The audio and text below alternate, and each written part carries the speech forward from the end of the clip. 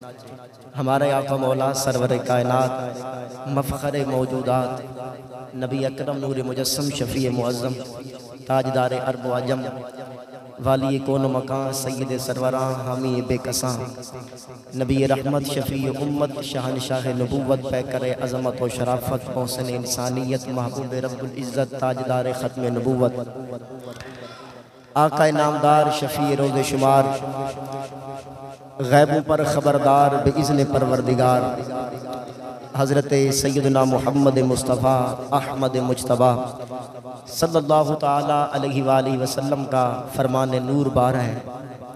अक्सरुस सलात अलैया यौमल जुमअती, फरमाया जुम्मतुल मुबारक के दिन मेरी ज़ात पर कसरत के साथ दुरूद व सलाम पढ़ा करो।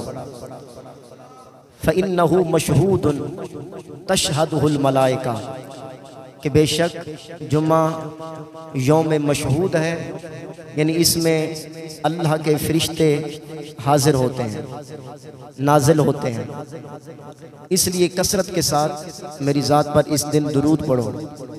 फ़इन्ना अहदन लन युसल्ली अलैया इल्ला उरिदत अलैया सलातुहु हत्ता यफ़रुग़ मिनहा, फरमाया कि बंदा दुरूद पढ़कर अभी फारिग नहीं हुआ होता कि उसका दुरूद मुझ तक पहुंच जाता है। यानी जैसे जैसे दुरूद पढ़ता जाता है वैसे ही मेरी बारगाह में उसका दुरूद पहुंचा दिया जाता है। मुफ्ती अहमद यार खान नईमी रहमतुल्लाह अलैह यहाँ लिखते हैं कि ऐसा नहीं है कि बंदा जुम्मे के दिन बैठ के दुरूद पाक पढ़ रहा है और फरिश्ता एक थैला लेकर उसमें जमा कर रहा है, जब वो दुरूद ख़त्म करेगा तो वो थैला उठाकर हुजूर की बारगाह में पेश कर देगा। ऐसा नहीं है, बल्कि जूं जूं बंदा दुरूद पढ़ता जाएगा तो फरिश्ता उस बंदे और रसूल पाक की बारगाह में चक्कर लगाता रहेगा। एक दफ़ा बंदा दुरूद पढ़ेगा तो फरिश्ता फ़ौरन वो दुरूद लेकर हुजूर की बारगाह आली में पहुँच जाएगा। फिर बंदा दूसरा दुरूद पढ़ेगा, फिर पहुँच जाएगा। यूँ जितने वो दुरूद पढ़ता जाएगा उतने चक्कर फरिश्ता उसके और रसूल पाक के माबैन चक्कर लगाता रहेगा। तो हज़रत अबू दरदा रदी अल्लाह तआला अन्हु सहाबी रसूल हैं, वो फरमाते हैं वक़ुल्तु बाद वफ़ात, मैंने अर्ज़ की या रसूल अल्लाह, आपके विसाल ज़हरी के बाद भी यही हाल होगा कि फ़ौरन दुरूद आपकी खिदमत आली में पहुँचा दिया जाएगा? नबी पाक अलैहिस्सलाम ने फरमाया इन्नल्लाह हर्रमा अलल अर्दी अन ताकुल अजसादल अंबिया, कि अल्लाह तबारक व तआला ने ज़मीन पर अंबिया के जिस्मों को खाना हराम कर दिया है। ये ज़मीन, ये खाक, ये कब्र की मट्टी अंबिया के मुबारक जुसूद अतहर को, जिस्मों को ये मट्टी नहीं खा सकती, नुकसान नहीं पहुँचा सकती। मेरे आका अलैहिस्सलाम ने फरमाया फ़नबियुल्लाहि हय्युन युर्ज़क़ु, अल्लाह का नबी जिंदा भी होता है, रिज़्क़ भी दिया जाता है। इसलिए फिर आला हज़रत ने कहा था तू जिंदा है वल्लाह, तू जिंदा है वल्लाह, मेरे चश्मे आलम से छुप जाने वाले। हमारे करीम नबी सल्लल्लाहु अलैहि वसल्लम जिंदा भी हैं और यौम मशहूद यानी जुम्मतुल मुबारक के दिन कसरत के साथ दुरूद पाक पढ़ने को मुलाहज़ा भी फरमाते हैं और फरिश्ते पहुँचाते भी हैं। और यहाँ एक बात ये भी काबिल गौर है कि फ़रिश्ते जो पहुँचाते हैं तो इसका ये मतलब नहीं है कि आका अलैहिस्सलाम खुद नहीं सुनते, फ़रिश्ते पहुँचाते हैं, नहीं, बल्कि ये फ़रिश्तों का पहुँचाना हुज़ूर अलैहिस्सलाम की तकरीम के लिए है, प्रोटोकॉल के लिए है, एहतराम के लिए है। वरना आका अलैहिस्सलाम का खुद फरमान है कि अस्मउ सलात अहली मोहब्बती, अहले मोहब्बत का दुरूद व सलाम मैं खुद अपने रहमत के कानों से सुनता हूँ। ईसवी एतबार से 14 अगस्त और कमरी एतबार से रमज़ान मुबारक, और रमज़ान मुबारक की भी 27वीं शब जिसमें नुज़ूल कुरान हुआ, उस रात अल्लाह पाक ने हमें पाकिस्तान जैसी अजीम नेमत से सरफराज फरमाया। और हदीस पाक के अंदर आता है अगर तुम नेमत का शुक्र अदा न करो तो इस बात का खौफ है कि तुमसे नेमत छिन जाए। नेमत का शुक्र अदा करना चाहिए। इतनी बड़ी नेमत अल्लाह पाक ने हमें अता फरमाई पाकिस्तान की सूरत में। ये मुसलमान आज़ाद रियासत बनाना चाहते थे जब हिंदुस्तान के अंदर अंग्रेज़ों ने हुकूमत बना ली थी। और कुछ लोग कहते हैं कि ये 23 मार्च 1940 में करारदाद पेश हुई, और कुछ लोग कहते हैं 1857 के अंदर तहरीक आज़ादी को बाकायदा आगाज़ किया गया। लेकिन ये दोनों बातें गलत हैं।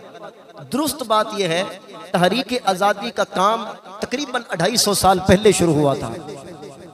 1756 के अंदर वो किस तरह सिराजुद्दौला हमारी तारीख का एक इस्लामी हीरो, इसने बड़ा भारी लश्कर तैयार किया। 30,000 का लश्कर तैयार किया। 30,000 का लश्कर इसने तैयार कर लिया और जंग जब छिड़ने के लिए आई, अंग्रेजों के पास लश्कर और मुजाहिदीन उनके कम थे। तकरीबन 10,000 लश्कर था उनका अंग्रेजों का, और उसमें भी तकरीबन 9,000 बंदा हिंदुस्तानी था, हिंदू थे, अंग्रेज नहीं थे। हैं तो दोनों गैर मुस्लिम, मगर अंग्रेज और हिंदू की आपस में भी नहीं बनती थी।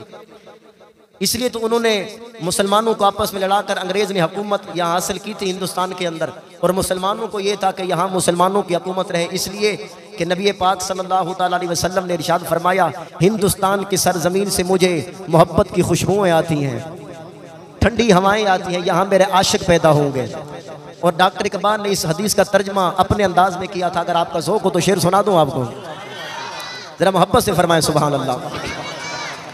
मीरे अरब को आई ठंडी हवा जहां से,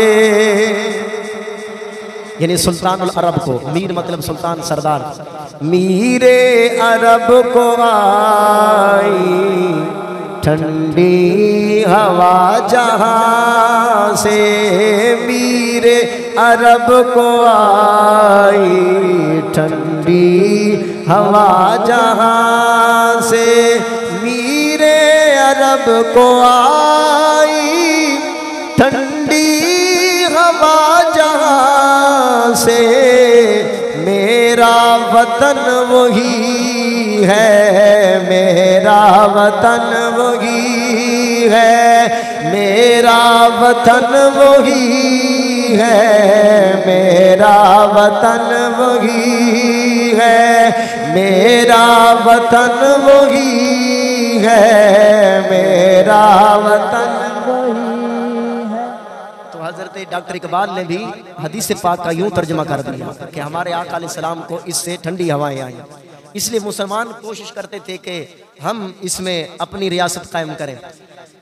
तो सिराजुद्दौला ने जो 30,000 का लश्कर बनाया था ना, तो वो नाकाम क्यों हुआ था? उसकी वजह क्या थी? उसकी वजह यह है कि इंडिया के अंदर तारीख और इसका नक्शा अगर आप देखें तो इंडिया के अंदर आज भी एक इलाका है जिसका नाम है मुर्शिदाबाद। मुर्शिदाबाद के अंदर एक महल है जिसका नाम है नमक हराम। वो महल किसका था और वहाँ किसकी कब्र है? वहाँ कब्र है मीर जाफर की। मीर जाफर को सिराजुद्दौला के नाना जान ने बहुत बड़ा ओहदा दिया था। उसने जैसे ही ओहदे पर आया तो उसने अपने ही मुसलमान हुक्मरान सिराजुद्दौला के साथ गद्दारी की, अंग्रेज़ों के साथ मिलकर अपना घर भरा, खुद दौलत इकट्ठी की, जायदाद बनाई, प्रॉपर्टी बनाई, मगर मुसलमानों को बेच डाला। जब इस बुरे कारनामे का शक सिराजुद्दौला को पहुंचा ना, तो इसने इसे बुलाया अपने पास। मीर जाफर से पूछा कि मुझे ये खबर पहुंची है, मुखबरी पहुंची है कि तू अंग्रेज़ों के साथ मिल गया है। उसने कहा कुरान लाओ। कुरान पाक लाया गया। उसने कुरान पाक पर झूठा हलफ दे दिया। ये ना कहा करने कि झूठा कुरान उठा लिया, कुरान तो सच्चा ही है ना। झूठा हलफ दे दिया कुरान पर हाथ रखकर। हालांकि इस झूठे हलफ के अंदर कितनी नहूसत है, मैं एक दो हदीस आपको सुना दूं। झूठी कसम के अंदर कितनी नहूसत है। मेरे करीम नबी सल्लल्लाहु अलैहि वसल्लम ने इरशाद फरमाया, जब बंदा झूठी कसम खाता है, अपना पाँव वहां से अभी नहीं उठाता, अल्लाह जहन्नम पहले वाजिब कर देता है। दूसरी हदीस पाक मेरे करीम नबी सल्लल्लाहु अलैहि वसल्लम ने इरशाद फरमाया, जब बंदा झूठी कसम खाता है, जब बंदा कसम खाता है और उस कसम के अंदर मच्छर के पर के बराबर भी झूठ शामिल कर दे, लफ्ज़ पर गौर कीजिएगा, ये नहीं फरमाया कि मुतलकन झूठी कसम खा रहा है और उस कसम के अंदर मच्छर के पर के बराबर झूठ शामिल होता है, तो मेरे आका अलैहिस्सलाम ने फरमाया फौरन उसके दिल पर अल्लाह सियाह नुक्ता लगा देता है और वो नुक्ता क़यामत तक उसके दिल पर रहता है। तीसरी हदीस मुबारक मेरे करीम नबी सल्लल्लाहु अलैहि वसल्लम ने इरशाद फरमाया, 3 बदबख्त ऐसे हैं कि क़यामत के दिन अल्लाह रब्बुल इज़्ज़त उनकी तरफ नजर रहमत से नहीं देखेगा और ना उनके साथ बात करेगा, बल्कि उन्हें दर्दनाक अजाब देगा। मेरे हुजूर ने फरमाया, ये बदबख्त तबाह बर्बाद हो गए। सहाबा ने अर्ज की, मेरे आका वो कौन बदबख्त हैं 3 लोग? सरकार ने फरमाया, पहला बंदा जो तकब्बुर और गुरूर के साथ कपड़े का तहमद लटकाए हुए चले। दूसरा बंदा जो किसी पर एहसान करे और फिर उस एहसान को जितलाए, यानी एहसान जितलाने वाला। तीसरा बंदा झूठी कसम खाने वाला। ये तीन बदबख्त हैं कि खुदाए करीम क़यामत के दिन इनके साथ बात भी नहीं करेगा, नजर रहमत भी नहीं करेगा, इन्हें दर्दनाक अजाब देगा। हुजूर ने फरमाया ये बदबख्त तबाह बर्बाद हो गए। इसलिए झूठी कसम से हमें हमेशा बचना चाहिए। बाजों की आदत होती है कसम बार बार उठाने की, बहुत बड़ी तबाही है। सच पर कसम खाएं, वो भी अगर जरूरत पड़े तो, वरना नहीं खानी चाहिए कसम, बचना चाहिए। बहरहाल इसने कहा, मीर जाफर ने कहा कुरान मंगाओ, कुरान पाक लाया गया। इसने हाथ रख कर झूठा हलफ उठा दिया कि मैं अंग्रेज़ों के साथ मिला हुआ नहीं हूँ। सिराजुद्दौला यकीन कर गया। अब इस्लाम की तरबियत यही है, जब कोई मुसलमान कसम खा रहा हो, वो सच्चा है या झूठा है वो जाने, उसका खुदा जाने। हमें हुक्म ये कि हम एतबार कर जाए। इस पर सही मुस्लिम सियासत से एक हदीस और सुनते जाएं। मेरे आका अलैहिस्सलाम ने फरमाया, एक दफ़ा हज़रत ईसा रूहुल्लाह अलैहिस्सलातु वस्सलाम ने अपनी आंखों से देखा कि एक बंदा चोरी कर रहा है। ईसा अलैहिस्सलाम ने आंखों से देखा एक बंदा चोरी कर रहा है। जब हज़रत ईसा अलैहिस्सलाम थोड़ा आगे बढ़े, नबूवत की ताकत थी, आपने उसे पकड़ लिया। पकड़ कर कहा तूने चोरी की है? उसने कहा कि उसकी कसम जिसके सिवा कोई माबूद नहीं है, यानी अल्लाह की कसम मैंने चोरी नहीं की। हज़रत ईसा अलैहिस्सलाम ने फ़ौरन छोड़ दिया, कहा वो अल्लाह सच्चा है, हो सकता है मुझे गलत फहमी हुई, हो सकता है मुझे झूठ लगाओ। आप अलैहिस्सलाम ने अब जो आजिज़ी के लफ्ज़ बोले वो मैं तर्जुमा नहीं कर रहा, मफहूम समझा रहा हूँ। यानी आपने कहा कि अल्लाह सच्चा मैं झूठा हूँ, यानी मैंने आपको देखा चोरी करते हुए और मैंने ये कहा कि तूने चोरी की, हालांकि आंखों से देखा था, लेकिन बतौर आज ये फरमाने लगे मेरी आंखें धोखा खा सकती हैं। अब उस बंदे को छोड़ दिया आपने। यूं इस्लाम ने हमारी ये तरबियत की, जो बंदा कसम खाए आप उस पर एतबार कर दें, वो जाने उसका खुदा जाने। कसम की अहमियत को भी देखें तो सिराजुद्दौला ने भी उसकी कसम पर एतबार कर लिया और फिर क्या नुकसान हुआ। उस मीर जाफर ने ऐसी तबाही और बर्बादी की, इतना बड़ा नुकसान किया कि वो 30,000 का लश्कर सिराजुद्दौला का शिकस्त खा गया और वो 10,000 का लश्कर अंग्रेजों का जीत गया। और यूं 1756, 1800 नहीं 1756 के अंदर मुसलमानों को शिकस्त हुई और तहरीक आज़ादी वहीं थम गई। फिर 100 साल बाद अल्लामा फजल हक खैराबादी रहमतुल्लाह अलैह ने इस तहरीक को फिर से हरकत दी। फिर सैयदी आला हज़रत रहमतुल्लाह अलैह ने और आपके खुलफा ने फिर इसको जो है वो नए तरीके से इसका आगाज़ फरमाया। फिर डॉक्टर इकबाल मिले, क़ायद आज़म मोहम्मद अली जिन्नाह मिले, लेकिन जो नुकसान मीर जाफर ने किया था वो नुकसान मुसलमानों का आज तक पूरा नहीं हो सका। वो कैसे? हिंदुस्तान के अंदर आज मुसलमानों की हुकूमत तो नहीं है, आज भी हिंदुओं की हुकूमत है। इसका तो ये मतलब हुआ ना, पहले तो मुसलमानों की हुकूमत थी मगर उनसे छीन कर हिंदू के अगर पास आ गई है तो ये नुकसान आज तक भी पूरा ना हुआ, वरना आज भी वहाँ मुसलमानों की हुकूमत होती। 30,000 का भारी लश्कर था और जंग जो मुजाहिद थे, अगर वो धोखा ना देता, गद्दारी न करता, तो आज की एक पहला नुकता ये है कि हम मुसलमानों ने जब भी शिकस्त खाई है, तबाही का मुंह देखा है, तो हमारे अपने अंदर गद्दार पैदा हुए, हमारे अपनों ने हमें डबोया है। जब अपनों के अंदर गद्दार पैदा होते हैं मुसलमान फिर तबाह होते हैं। जब तक मुसलमान मुखलिस थे, आपस के अंदर एतबार था, आज मुसलमान अपने मुसलमान भाई पर एतबार नहीं करता, तीसरे आदमी पर करता है। ये तबाही का एक नुक्ता नजर है कि जिसमें इस्लाम में हमें यह दिया कि एतबार करो। देखो ना, ईसा अलैहिस्सलाम ने आंखों से देखा चोरी करते हुए, मगर उसने कसम खाई, कहा है मुसलमान है, मगर आपने एतबार कर ली। मुसलमान को धोखा न दे। ये एतबार की बेस इसी से कमजोर होती है जब एक मुसलमान दूसरे को धोखा देता है। चंद धोखे सामने आते हैं तो फिर दूसरे बंदे का एतबार को ठेस पहुंचती है, फिर सूखों के साथ सब्ज भी जल जाते हैं। इसलिए गौर की बात यह है कि हमें अपनों ने तबाह किया है, तो उस वक्त फिर तहरीक आज़ादी थम गई और ये इतना नुकसान हुआ मुसलमानों को। उसके बाद वक्त गुजरता रहा, अल्लामा फजल हक खैराबादी रहमतुल्लाह अलैह ने फतवा जारी किया था, फिर आला हज़रत ने किताबें लिखी तहरीक आज़ादी पर और आपके खलीफों ने बाकायदा इसकी तहरीकें चलाई। इस कदर तहरीकें चलाई कि खलीफा आला हज़रत सैयद नईमुद्दीन मुरादाबादी रहमतुल्लाह अलैह, मुफ्ती अमजद अली आज़मी रहमतुल्लाह तआला अलैह और दीगर सैयद दीदार अली शाह रहमतुल्लाह अलैह, ये सब लोगों के घर घर जाकर उनको मोटिवेट करते थे। उन्हें फरमाते बताते थे कि हम मुसलमान हैं और हम एक अलग रियासत हैं, आज़ाद कौम है, हम मुसलमान हैं, हम इन हिंदुओं और अंग्रेज़ों के साथ मिलकर नहीं रह सकते। हमें हमारे आका अलैहिस्सलाम की तालीमात ये हैं। अब खलीफा आला हज़रत की तकरीर सुने, जो हदीसें हैं मेरे करीम नबी सल्लल्लाहु अलैहि वसल्लम की। अब चंद हदीसें और आप समाअत फरमाएं पूरी तवज्जो के साथ। मेरे करीम नबी सल्लल्लाहु अलैहि वसल्लम ने इरशाद फरमाया, मुसलमानों यहूदियों की मुखालफत करो। कैसे? कहा कि वो मूंछें बड़ी करते हैं, दाढ़ियां छोटी करते हैं, तुम उनकी मुखालफत करो, दाढ़ियां बढ़ा दो, मूंछें घटा दो। ये एक हदीस पाक। दूसरी हदीस पाक सरकार अलैहिस्सलाम ने फरमाया, सिख भी इमामे बांधते हैं, मुसलमानों तुम भी इमामे बांधते हो, यहूदी भी इमामे बांधते हैं, तुम्हारे इमामे के अंदर और उनके इमामे के अंदर फर्क होना चाहिए। आका फर्क क्या? फरमाया तुम अपने इमामे के अंदर टोपी रखा करो, यानी सुन्नत को छोड़ना नहीं है, कायम रखना है, तरीका नबी छोड़ना नहीं है, बस अंदाज बदल देना है मुसलमानों वाला। यानी इस्लाम जर्रा से भी गैरों की चीज उधार नहीं लेता, गैरों की चीज को बर्दाश्त नहीं करता, गैरों के रवाज को इस्लाम गवारा नहीं करता। मेरे आका इस्लाम ने फरमाया फर्क पैदा करो, तुम अपने इमामे के अंदर टोपी रखा करो, टोपी के ऊपर इमामा बांधा करो। तीसरी हदीस मुबारका मेरे आका मौला सल्लल्लाहु अलैहि वसल्लम ने इरशाद फरमाया, आपने फरमाया 10 मुहर्रम हराम का रोजा यहूदी भी रखते हैं तो तुम भी रखा करो, लेकिन तुम 10 मुहर्रम के साथ या तो 9 मुहर्रम का रोजा रखा करो या 11 का रखा करो, ताकि उनकी मुखालफत हो जाए। फरमाया मन लम यजिद सदका फलयअनिल यहूद।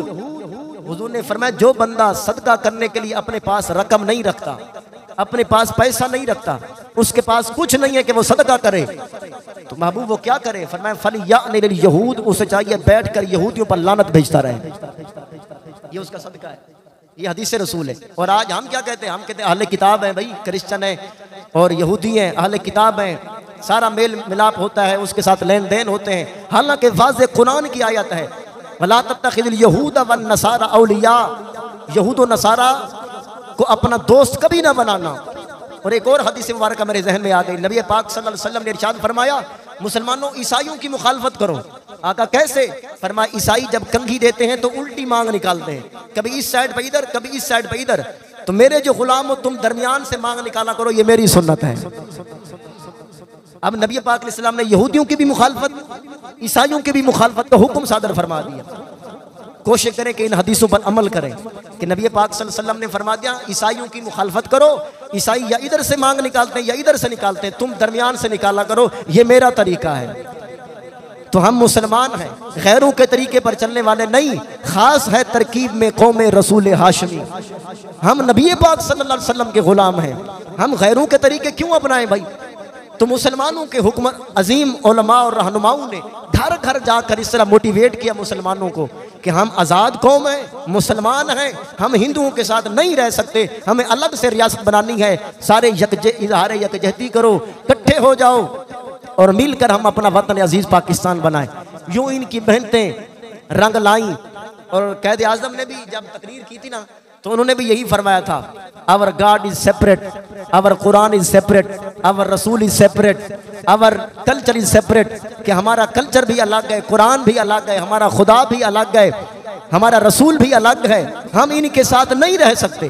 कैद आजम मोहम्मद अली जिन्ना ने भी यही तकरीर फरमाई थी कि हम अंग्रेजों के साथ नहीं रह सकते, वो हिंदू हैं, कुछ बुत परस्त हैं, आतिश परस्त हैं, कोई आग की पूजा करते हैं, उनका खुदा आग है और हमारा खुदा अहकमुल हाकिमीन है, तो हम कैसे उनके साथ रह सकते हैं? जब कैद आजम ने ये तकरीर की ना, तो एक यहूदी धोखा देने के लिए खड़ा हो गया। उसने कहा कि ये कैसे हो सकता है कि मोहम्मद अली जिन्ना, ये कैसे हो सकता है? हम इंसान तो हैं, चलो तुम लोग मुसलमान हो, बाकी कोई यहूदी हैं, कोई हिंदू हैं, कोई ईसाई हैं, कोई ये वो काफिर हैं, इंसान इंसानियत के नाते तो सब एक है। इंसानियत भी कोई चीज़ होती है कि नहीं होती? उसने अपना धोखा देने के लिए इस तरह इंसानियत के हुकूक का इशू बनाया। आज भी यही इशू बनाकर मुसलमानों को धोखा दिया जाता है। तो उसने कहा इंसानियत के नाते तो हम एक हैं।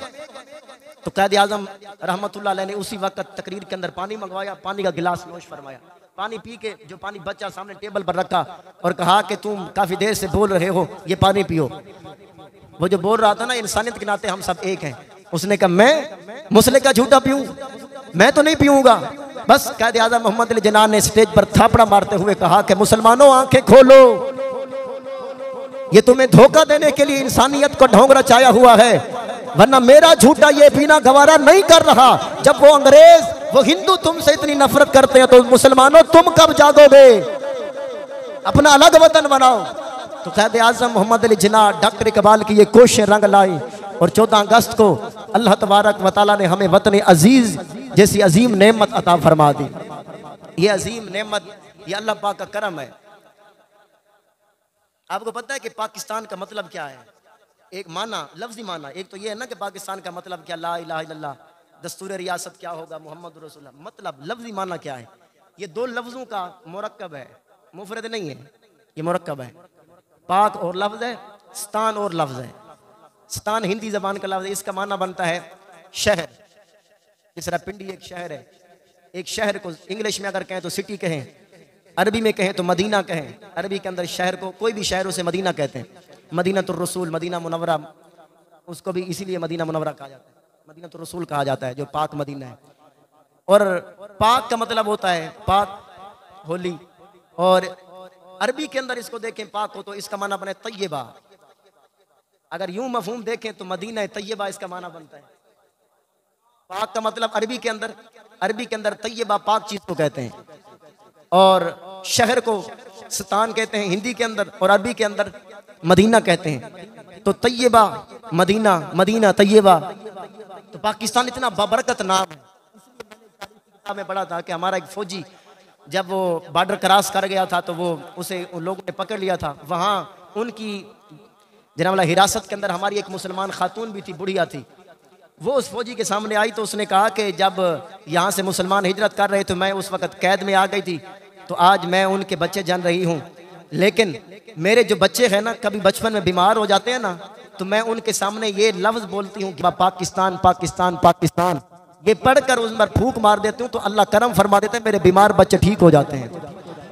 ओ मेरे वतन ये अकीदतें और प्यार तुझ पर निसार कर दो, मोहम्मद फातिमा अली के, मोहम्मद फातिमा अली के ही सदके में ये वतन मिला है।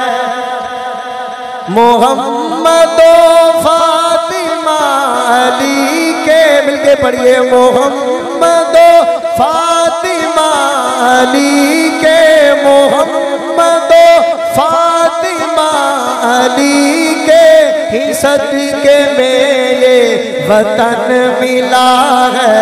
तो क्यों ना उनके इनाम पर मैं जान अपनी निसार कर दो, मेरे वतन ये अकीदतें और प्यार तुझ पर निसार कर दो, मेरे वतन।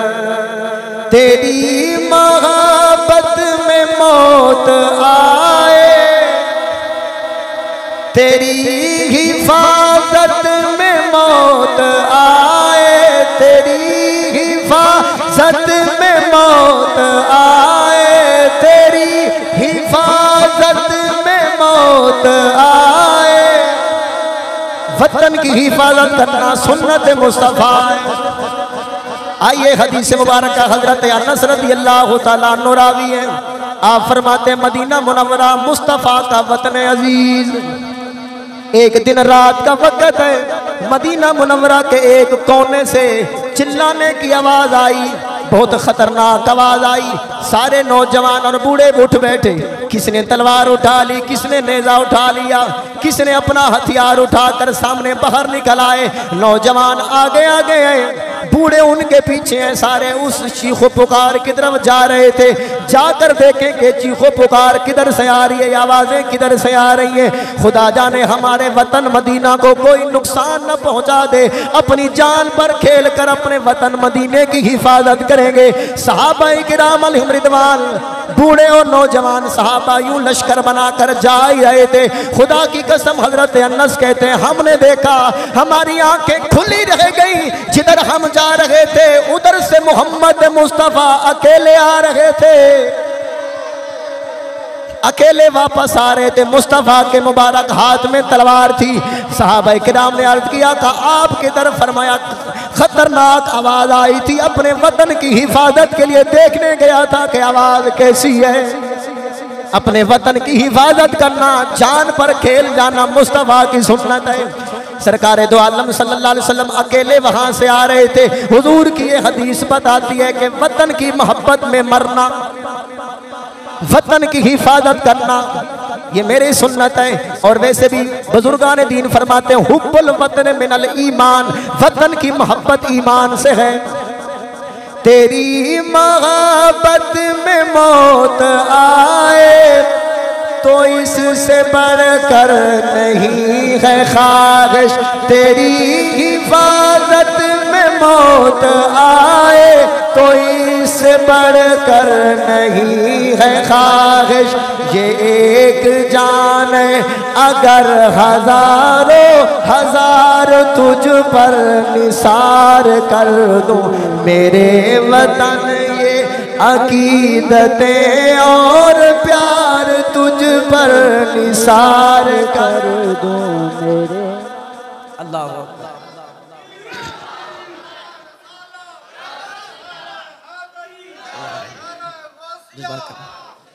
अल्लाह अकबर। अब ये वतन अजीज तो हमें अल्लाह की अता से मिल गया, इसका शुक्राना, इस नेमत का शुक्र अदा करना क्या है। जब 14 अगस्त आता है तो बाजे बजाना, इसका शुक्र अदा करना है। खुशी के मौके पर बाजे बजाकर हम खुशी मनाएंगे, म्यूजिक और मौसीकी के प्रोग्राम बनाकर अपनी बेटियां और बेटे नचाकर हम शुक्र अदा करेंगे। ये तो खुदा के गजब को और कहर को दावत देने वाली बात है। खुदाए हकमुल हाकिमीन ने हमें अपना वतन दिया।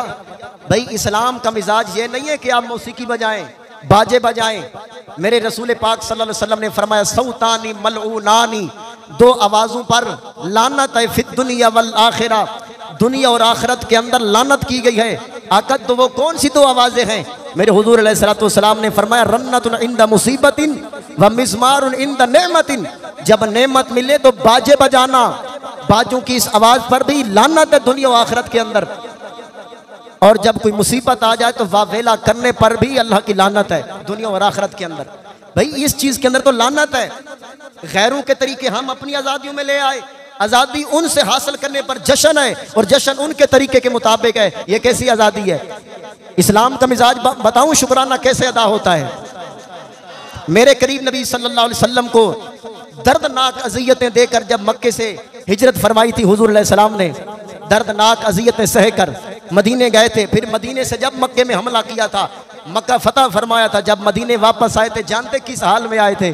हुजूर अलैहि सलाम के सर पर काला इमामा था और इमामा के साथ ऊँटनी पर आप तशरीफ फरमाते।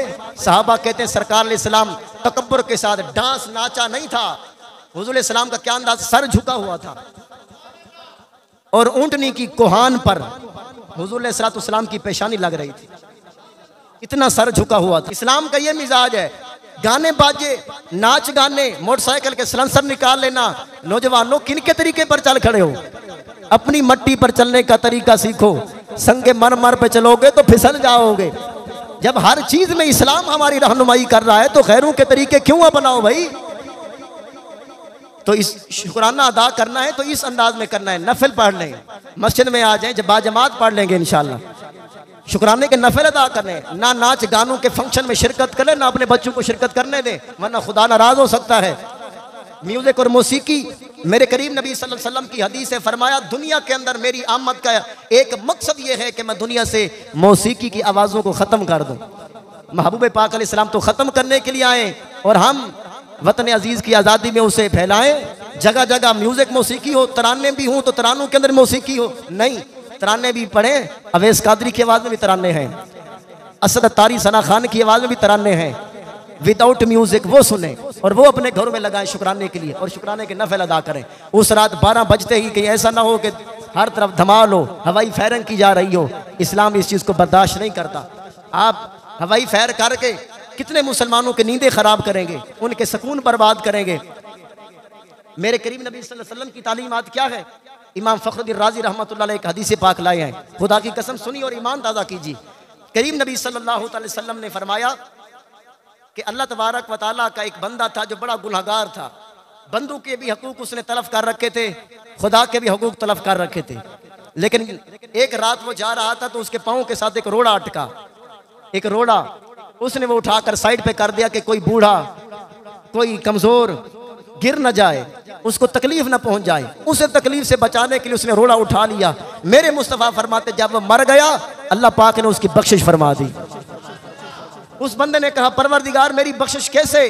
नबी पाक सल्लल्लाहु अलैहि वसल्लम फरमाते अल्लाह पाक ने फरमाया तूने एक दिन मेरे बंदू को तकलीफ से बचाने के लिए, मुसीबत से बचाने के लिए, परेशानी से बचाने के लिए एक रोड़ा हटाया था, इस वजह से मैंने तेरी मगफरत कर दी है। और हम रोड़े अटकाते हैं, हम क्या करते हैं? नबी पाक सल्लल्लाहु अलैहि वसल्लम की ये तालीमात हैं कि आका नामदार सल्लल्लाहु अलैहि वसल्लम ने फरमाया कि मुसलमानों को तकलीफ से बचाओ। फिक की किताबों में ये मसला लिखा है, आप इतनी बुलंद आवाज से कुरान भी नहीं पढ़ सकते जब किसी मुसलमान को तकलीफ हो रही हो, तो आप म्यूजिक जना वाला म्यूजिक और मौसीकी की आवाज़ें भी खोल दें, फेरिंग भी करते जाएं, अल्लाह खुश होगा बल्कि अल्लाह पाक नाराज होगा। ये इस्लाम का मिजाज नहीं है, ये इस्लाम के खिलाफ अमल है। और पाकिस्तान अल्लाह की नेमत है, नेमत उज़्मा है, बहुत बड़ी नेमत है, इस दौर की बहुत बड़ी नेमत है। अल्लाह पाक का शुक्र है कि हम आज़ाद रियासत हैं, आज़ाद हैं, अल्लाह करे आज़ाद ही रहें।